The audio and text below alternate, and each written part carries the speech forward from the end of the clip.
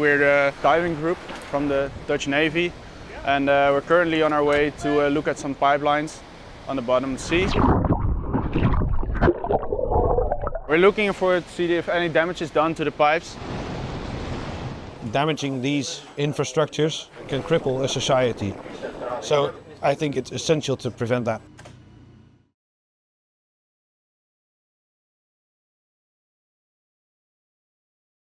We're talking about gas pipelines. We're talking about over 1 million kilometers of cables. Every day, over $10 trillion of financial transactions are carried by these cables. Over 95% of all international internet traffic is carried by those cables. So in many ways, you could say that they represent the backbone of our modern societies.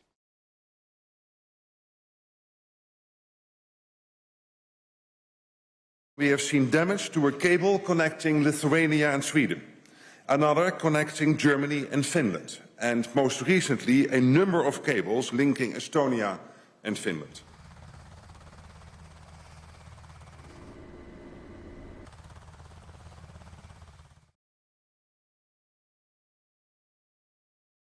Finland has demonstrated that firm action within the law is possible. Ship captains must understand that potential threats to our infrastructure will have consequences, including possible boarding, impounding and arrest. In terms of the recent incidents, there are investigations being undertaken, but more generally, we know of several adversaries, including the Russians, that have disruption of critical infrastructure as an integrated part of their hybrid toolbox, if you wish, a set of instruments with the purpose of destabilizing our societies.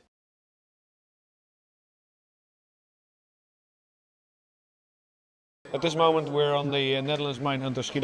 We're part of the NATO Mine Countermeasures Group 1 and we're sailing in the Baltic, part of the Operation Baltic Sentry. Ships that pass by, we look at. If they have any anomalies, we note that and we start asking them a few questions. We can map and look at the underwater infrastructure with our systems. We can map them by sonar and we can identify any damages or anomalies by ROVs and or divers. Apart from the Mine Countermeasures Group, the standing NATO Maritime Group is also in the region. We are supported by maritime patrol aircraft, satellites, so that means ships, drones, aircraft, satellites. It's a big operation.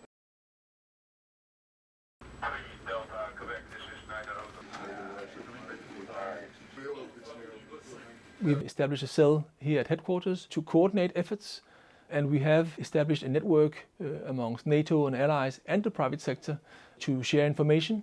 We've also used this opportunity to introduce a number of new technologies to further enhance our situational awareness.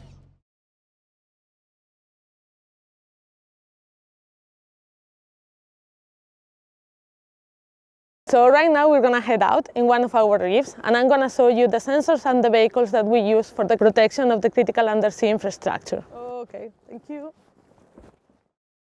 We can have sensors that are carried by the autonomous underwater vehicles, so they are moving. We can also have static sensors, like the ones that are located here underneath this buoy. Critical undersea infrastructure protection operations are very complex. There are multiple sources of data that are collected at one time. The operators have to analyze that data and take decisions on what to do and how to do it. With the tool that we are developing here at CMRE, we first collect data, then we process it, we fuse it, and we recreate in a virtual reality environment on which the military operations can explore it. But it's very realistic. So they have an understanding of what is going on underwater and they can take better decisions on what to do, how to do it, how to approach a target, for instance.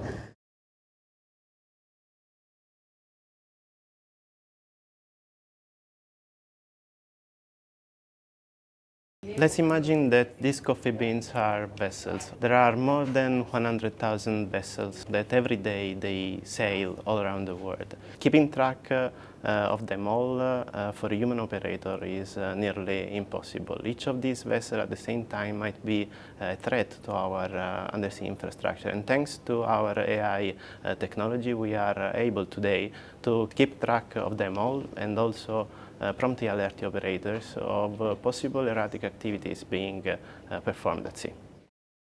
The acts of sabotage that we've seen lately are perpetrated by civilian ships and cargo ships. And mainsail is able to raise suspicion on particular trajectories of ships to pick up anomalies in the maritime domain. This has been actually turned into a toolkit that is very user-friendly for operators in the Maritime Command of NATO in order to identify suspicious activities close to critical undersea infrastructures.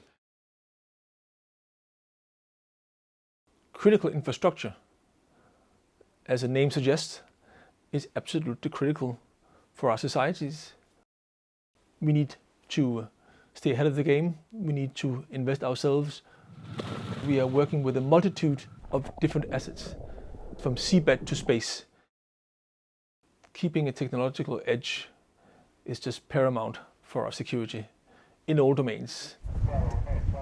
What has happened in the Baltic Sea represents a threat to their critical infrastructure, and therefore it's only natural that NATO responds timely and that NATO responds robustly.